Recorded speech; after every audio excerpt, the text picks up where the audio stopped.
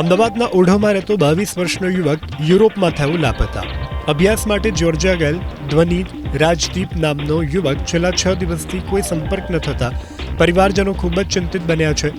2 વર્ષ અગાઉ ધ્વનિત કોકાસસ યુનિવર્સિટીમાં MBBSના અભ્યાસ માટે ગયો હતો.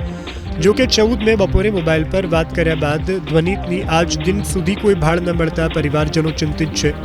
એબીપી અસ્મિતા સાથે વાત કરતા ધ્વનિતના માતા પિતાએ જ્યોર્જિયામાં જ્યાં ધ્વનિત રહે છે તેના પીજી માલિક અનિલ, તેની ગર્લફ્રેન્ડ માન્યા અને અન્ય એક સ્થાનિક જાકી નામના વ્યક્તિ પર માનસિક હેરાનગતિ કરતા હોવાનો આરોપ લગાવ્યો.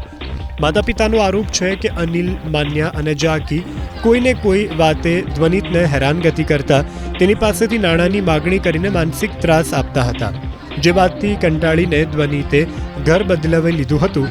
પિતાએ તો એવો પણ દાવો કર્યો છે કે ધ્વનિતને પરત લાવવા માટે તેમણે ટિકિટ પણ મોકલી હતી, પરંતુ પાસપોર્ટ લઈને જ્યારે તે એરપોર્ટ તરફ નીકળ્યો ત્યાંથી તેનો કોઈ જ સંપર્ક નથી થતો.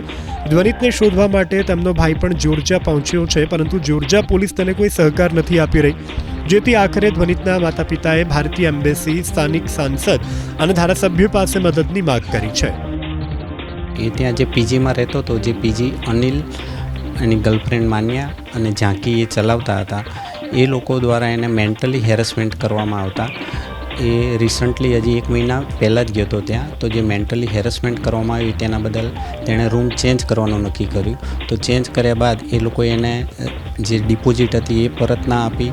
તે દરમિયાન એ લોકોએ એને કે ભાઈ બાથરૂમનો દરવાજો તૂટી ગયેલો છે એવું કહીને અલગ અલગ રીતે એની જોડેથી પૈસા પડાયા અને તેને એક રૂમમાં પૂરી અને ત્યાંથી એને મેન્ટલી હેરેસમેન્ટ કર્યું. તેથી તે ત્યાંથી એને બહાર કાઢ્યો. મેં એને બધા પૈસા આપી દીધા, બહાર કાઢ્યો, તો પણ એ લોકોએ એનો પીછો ના છોડ્યો. તો જે નવી જગ્યાએ જઈ અને એને અમદાવાદ આવવા માટે મેં એને ટિકિટ મોકલી છે. અમદાવાદ આવવા માટે નીકળ્યો તે બુધવારે અને ગુરુવારે 14 તારીખને બપોરે 1:30 વાગ્યાથી તેનો ફોન સ્વિચ ઓફ થઈ ગયો, જે આજ દિન સુધી સ્વિચ ઓન